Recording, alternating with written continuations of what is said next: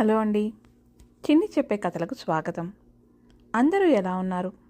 అందరూ బాగుండాలని ఆ బాబాగారిని కోరుకుందాం. ఈరోజు నేను 1961 జూలై చందమామలో వచ్చిన ఒక కథను చెబుతున్నానండి. వదలని ఆశలు. రాసిన వాళ్ళు గోపాలకృష్ణమూర్తి టీపీ. అవంతి నగరంలో అచ్యుతానందుడనే బీద బ్రాహ్మణ యువకుడు ఉండేవాడు. అతను సకల విద్యలను చిన్నతనంలోనే సంపాదించి గొప్ప మేధావి అనే పేరు తెచ్చుకున్నాడు. నగరంలో గల అనేక బ్రాహ్మణ కుటుంబ వాళ్ళు అతనికి తమ పిల్లనిచ్చి అతన్ని తమ ఇంటే ఉంచుకుంటామని కూడా అన్నారు. అయితే అచ్యుతానందుడికి పెళ్లాడి సంసార లంపటంలో ఇరుక్కోవడం ఎంత మాత్రమూ ఇష్టం లేదు. అతను నగరం వెలుపల అరణ్య ప్రాంతంలో ఒక కుటీరం కట్టి నగరంలో భిక్షాటన చేసి తెచ్చినది వండుకొని తింటూ కాలం వెళ్ళబుచ్చసాగాడు. అతనికి జీవితం చాలా వరకు సుఖంగానే జరుగుతున్నది. కానీ ఎలుకల బాధ హెచ్చుగా ఉంటూ వచ్చింది. అతను తినగా మిగిలిన ఆహారాన్ని అవి కలుషితం చేస్తూ ఉండేవి. ఒకరోజు అతను భిక్షాటనకు నగరంలోకి వెళ్ళినప్పుడు పేరిశాస్త్రి అనే ఆయన ఇంటి ముందు నిలబడ్డాడు. అదే సమయంలో పేరిశాస్త్రి కూతురు కనకవల్లి బిందెతో నీరు తెస్తూ, "ఏమిటి ఇలా వచ్చారు?" అని అడిగింది. "ఈ ఎలుకల బాధ జాస్తిగా ఉన్నది. మీ ఇంట్లో ఉండే పిల్లిని కాస్త ఇస్తే కొన్నాళ్ళు ఉంచుకొని తిరిగి ఇచ్చేస్తాను" అన్నాడు అచ్యుతానందుడు. "దానికేం భాగ్యం, తీసుకెళ్ళండి" అని కనకవల్లి అతనికి తమ పెంపుడు పిల్లిని తెచ్చి ఇచ్చింది. అయితే అతను అనుకున్నట్టుగా జరగలేదు. ఎలుకల బాధ తగ్గకపోగా కనకవల్లి ఇచ్చిన పిల్లి ఈని కూనలు కూడా పెట్టింది. పిల్లిని కూనల్ని పాలు పోసి పోయించడం మరింత పెద్ద సమస్యగా పరిణమించింది. అతను మరొక్కసారి పేరిశాస్త్రి ఇంటికి వెళ్ళాడు. కనకవల్లి కనిపించి, "ఎలుకలు పోయాయా?" అని అడిగింది. "ఈ ఎలుకలు పోలేదు, పిల్లి ఈనింది. పిల్లికి కూనలకి పాలు ఎలాగో తోచడం లేదు, సలహా అడుగుదామని వచ్చాను" అన్నాడు అచ్యుతానందుడు. అదేమి పెద్ద సమస్య కాదే, మా పాడేవని తోలుకుపోండి" అన్నది కనకవల్లి.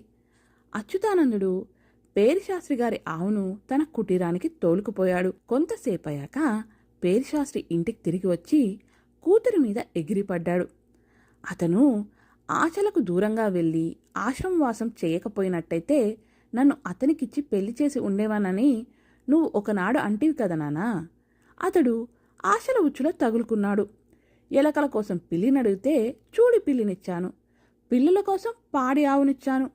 ఆ ఆవు పోషణ అతని వల్ల కాకపోతే నేనే వెళ్ళి చేస్తాను. అతని ఆశలు పెరుగుతాయి కానీ ఇక తరగవు అన్నది కనకవల్లి. కూతురి దూర ఆలోచనకు పేరిశాస్త్రి నిర్ఘాంతపోయాడు. కనకవల్లి అనుకున్నంత అయ్యింది. అచ్యుతానందుడు మళ్ళీ వచ్చి ఆవు పోషణ తన వల్ల కావటం లేదని మొరపెట్టుకున్నాడు. "ఓ, దానికేం భాగ్యం, నేనే వచ్చి చేస్తాను" అని కనకవల్లి అతని వెంట వెళ్ళింది. ఆమె ఆవును మేపటం, పాలు తీయటం మాత్రమే కాక అతనికి వంట చేసి పెట్టేది. కుటీరం అంతా శుభ్రం చేసి దానికొక ఇంటి కల తెప్పించింది. ఒకనాడు పేరిశాస్త్రి వచ్చి, "అమ్మాయికి పెళ్లి చేద్దామనుకుంటున్నాను, అది వచ్చిన పని అయిపోయింది కదా" అని కనకవల్లిని ఆవుని తన ఇంటికి తీసుకువెళ్ళాడు. అచ్యుతానందుడికి జీవితమంతా బోసిపోయినట్టు అనిపించింది ఒక్కసారిగా. ఒకప్పుడు ఆ కుటీరంలోనే నిశ్చింతగా బతికిన వాడికి ఇప్పుడది బావురుమంటున్నది. కనకవల్లిని పెళ్లి చేసుకోకపోతే తన భవిష్యత్తు శూన్యమే అని అనిపించింది అతనికి. అతను వెంటనే బయలుదేరి పేరిశాస్త్రి ఇంటికి వెళ్ళి పేరిశాస్త్రితో, "అయ్యా, మీ పిల్లకు పెళ్లి చేసే ప్రయత్నం చేస్తున్నానన్నారు కదా, ఆమె నాకే ఇచ్చి చెయ్యండి" అన్నాడు. "అబ్బాయ్, నువ్వు చూడబోతే ఆశలన్నింటినీ వదిలిపెట్టి అరణ్యవాసం చేస్తున్నవాడి. చూస్తూ చూస్తూ నా పిల్లను ఆశ్రమవాసికి ఎలా ఇవ్వను? నువ్వు ఏదైనా జీవనోపాధి కలిగించుకొని నలుగురి మధ్య నలుగురిలాగే జీవిస్తే ఏమో, అప్పుడు నా పిల్లను నీకిచ్చి చేయడానికి నాకేం అభ్యంతరం ఉండదు" అన్నాడు పేరిశాస్త్రి. వెంటనే రాజును చూడ్డానికి వెళ్ళి అచ్యుతానందుడు తన శాస్త్ర ప్రావీణ్యాన్ని పరీక్షించి తన కొలువులో ఉంచుకోమని కోరాడు. అతని పండితులు పరీక్ష చేసి, "అబ్బో, ఉద్ధరుడివే" అన్నారు. రాజు తృప్తిపడి అతన్ని తన ఆస్థాన పండితుడిగా నియమించుతూ గొప్ప కానుకలు ఇచ్చాడు. అచ్యుతానందుడు వాటిని తెచ్చి పేరిశాస్త్రికి చూపి కనకవల్లిని పెళ్లాడాడు. ఆస్థాన విద్వాంసుడు గనక అతనికి మంచి గృహము సేవకులు కావలసి వచ్చింది. పిల్లలు పుట్టుకొచ్చారు.